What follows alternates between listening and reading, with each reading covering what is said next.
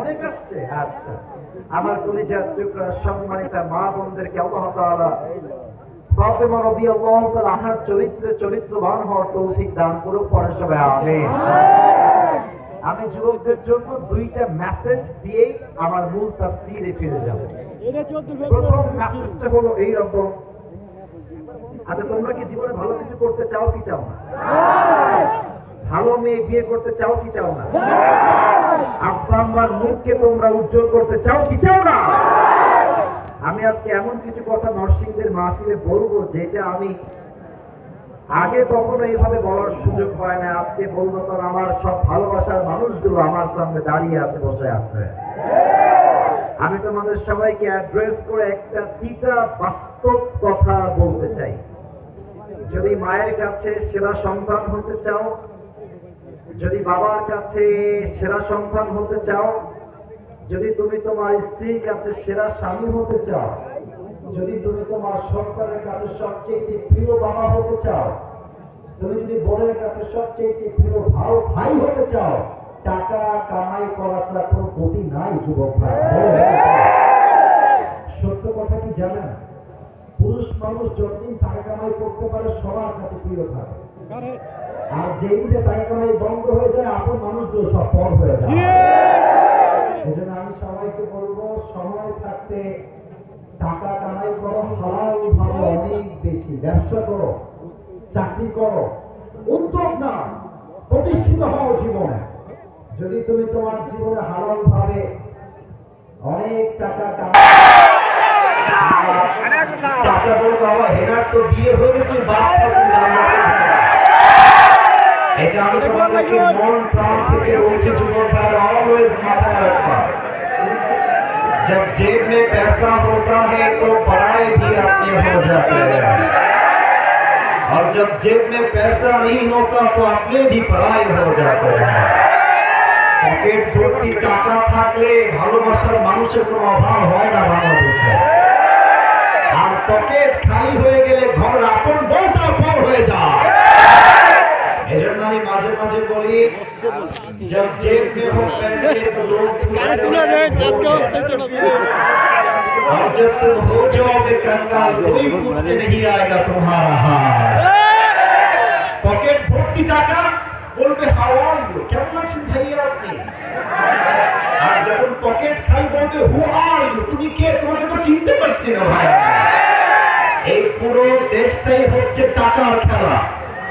এই টাকার জন্য হাজার হাজার যুবক তার পছন্দের মেয়েকে বাংলাদেশে বিয়ে করতে পারে, এবং এই টাকার জন্য আমি মেয়েদেরকে অসম্মান করে কথা বলছি না, সব মেয়েকে আমি এত এক পাল্লায় অনেক মেয়ে টাকা দেখলে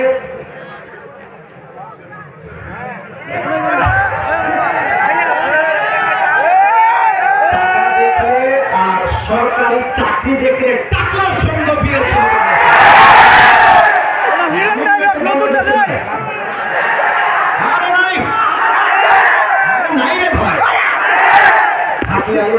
দান করে পরে সবাই আমিন।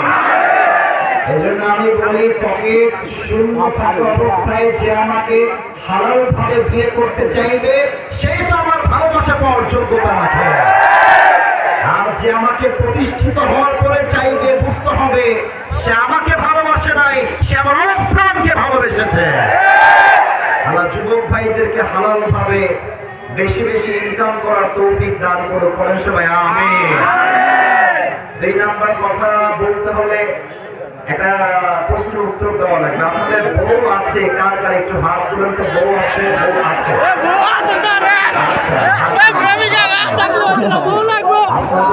আপনাদের বউ তারা একটু হাত তোলেন।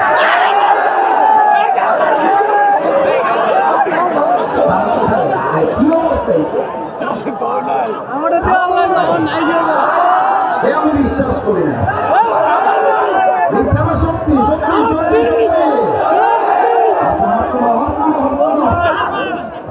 আমার পরিচয় যুবক ভাই সবাইকে তুমি 3 বার নেকটার বউ দিয়ে দাও পরে সবাই আমিন। যারা আমিন করে না তারা কেউ বউ পাবে না। সবাই মিলে আমিন। শেষ message for all the youngsters, for all the young people. চরিত্র রক্ষা করতে চাইলে কম্বল দিয়ে ল্যাপ দিয়ে চরিত্র রক্ষা করা যাবে না, বউ দিয়ে চরিত্র রক্ষা করতে হবে। আমি আমার আব্বাজানকে বলবো, আব্বাজান আমার পরিচার টুকরা যুবক ভাইদেরকে সঠিক সময় বিয়ে না দিয়ে যেন সুর চরিত্র নষ্ট হয়ে গিয়েছে, যুবকদের চরিত্র নষ্ট হয়ে যাবে। আমরা যুবকদেরকে সঠিক বয়সে বিয়ে করার তৌফিক দান করে পরিচয় আনবে। আমরা তিনটা তাকবীর দিয়ে তাফসীরে ফিরে যাব।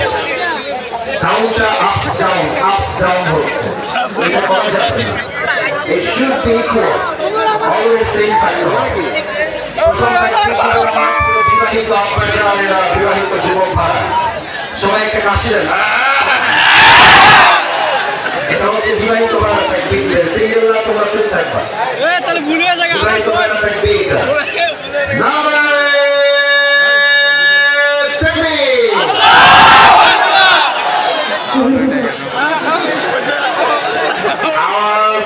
বেশি একটা ভালো লাগে বাবা, খারাপ মোটামুটি চল। আরে দুর্বল সিঙ্গেল ভাইয়ের একটা আসছে না।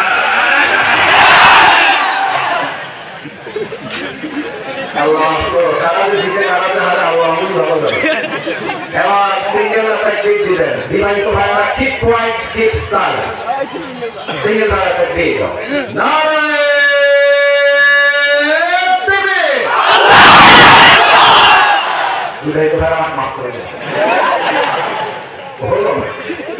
আপনারা জিততে গিয়ে আবার হেরে যান। যাই হোক,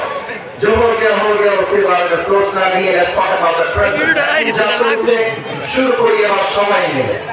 এমন করে একটা ব্যক্তিদের নরসিংহীর আমার প্রিয় পরিযাত্রীরা ভাইরা আপনাদের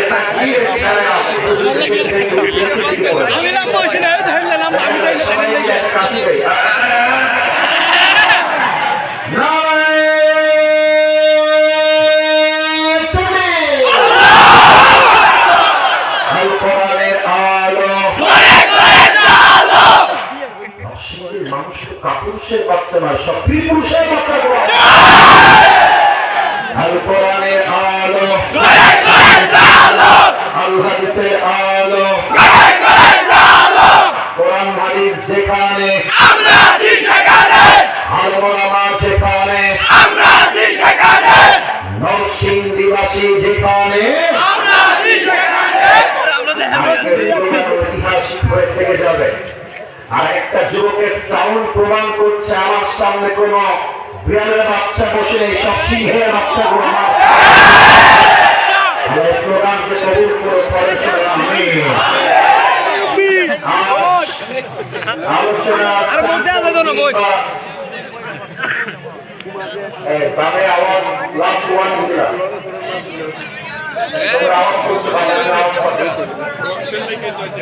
আর যারা যারা দাঁড়িয়ে আছো বসার জায়গা থেকে বসে যাও, বসার জায়গা থেকে বসে যাও।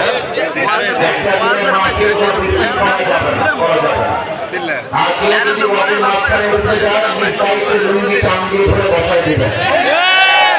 তবে লুঙ্গি যেন